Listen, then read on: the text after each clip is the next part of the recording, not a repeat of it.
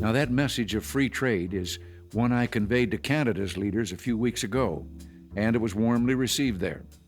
Indeed, throughout the world, there's a growing realization that the way to prosperity for all nations is rejecting protectionist legislation and promoting fair and free competition. Now, tariffs seem to be the hot political topic of the moment. I always say tariffs is the most beautiful word to me in the dictionary. No, Donald, for once, this is not about you.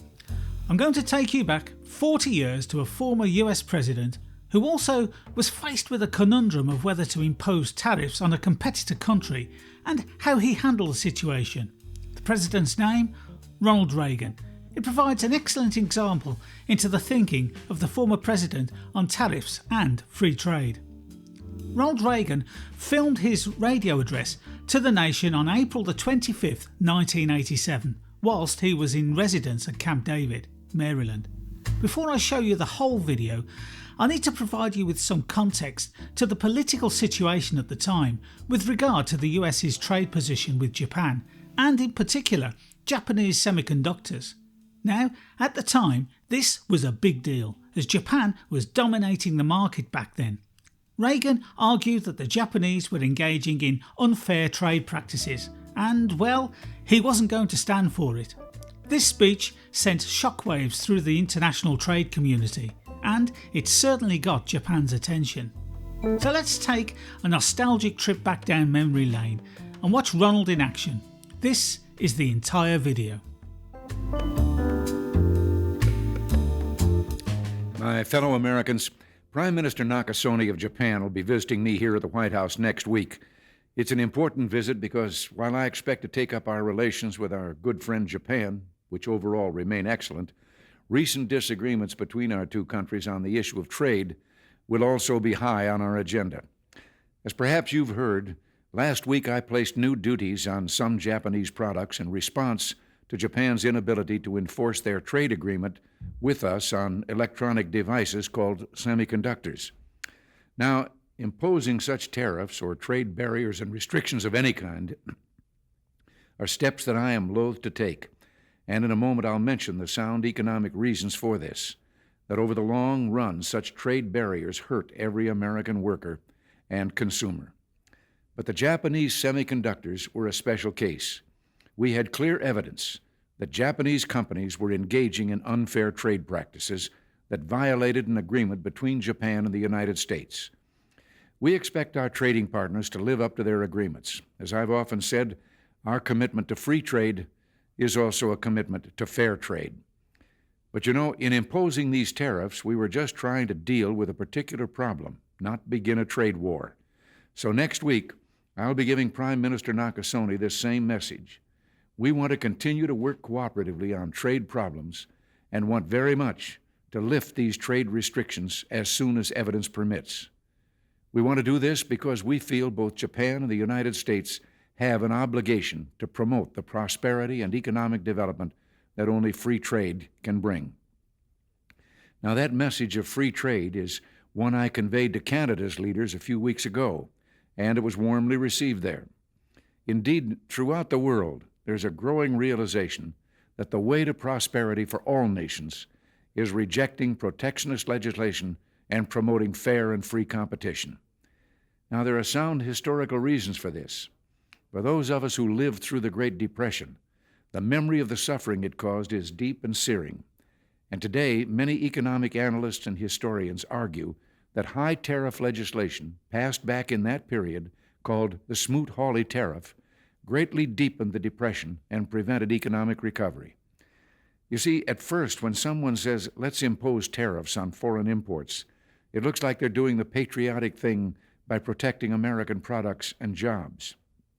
And sometimes for a short while it works, but only for a short time. What eventually occurs is, first, homegrown industries start relying on government protection in the form of high tariffs. They stop competing and stop making the innovative management and technological changes they need to succeed in world markets. And then, while all this is going on, something even worse occurs. High tariffs inevitably lead to retaliation by foreign countries and the triggering of fierce trade wars. The result is more and more tariffs, higher and higher trade barriers, and less competition. So soon, because of the prices made artificially high by tariffs that subsidize inefficiency and poor management, people stop buying. Then the worst happens. Markets shrink and collapse, businesses and industries shut down, and millions of people lose their jobs. The memory of all this occurring back in the 30s made me determined when I came to Washington to spare the American people the protectionist legislation that destroys prosperity. Now, it hasn't always been easy. There are those in the Congress, just as there were back in the 30s, who want to go for the quick political advantage, who risk America's prosperity for the sake of a short-term appeal to some special interest group, who forget that more than 5 million American jobs are directly tied to the foreign export business, and additional millions are tied to imports. Well, I've never forgotten those jobs, and on trade issues, by and large, we've done well. In certain select cases, like the Japanese semiconductors, we've taken steps to stop unfair practices against American products, but we've still maintained our basic long-term commitment to free trade and economic growth. So, with my meeting with Prime Minister Nakasone and the Venice Economic Summit coming up, it's terribly important not to restrict a president's options in such trade dealings with foreign governments. Unfortunately, some in the Congress are trying to do exactly that. I'll keep you informed on this dangerous legislation because it's just another form of protectionism, and I may need your help to stop it. Remember, America's jobs and growth are at stake. Until next week, thanks for listening, and God bless you.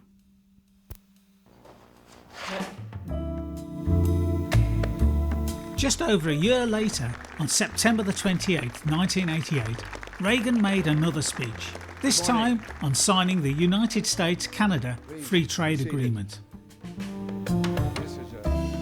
The U.S.-Canada Free Trade Agreement, which recognizes the similarities between our economies and our political systems, also respects our different histories, aspirations, and densities.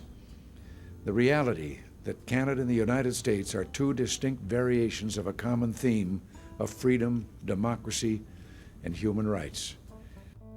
So there you are, an excellent insight into the thinking of Ronald Reagan's thoughts on tariffs, the free market, and the US's relationship with Canada. In essence, Reagan's tariff policy was in fact a balancing act.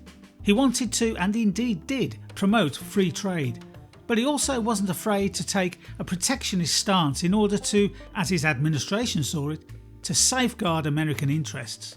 He was very much a pragmatist, willing to use tariffs when he felt they were necessary, even if it meant ruffling a few feathers in his own political establishment. And, as always, I think you will agree, he did it with a certain theatrical flair that was uniquely Reagan. Please let me know in the comments your thoughts on Ronald Reagan and his presidency, particularly his views on tariffs. Please like and subscribe if you enjoy this video and would like to see more like this. Take care, and I'll see you next time.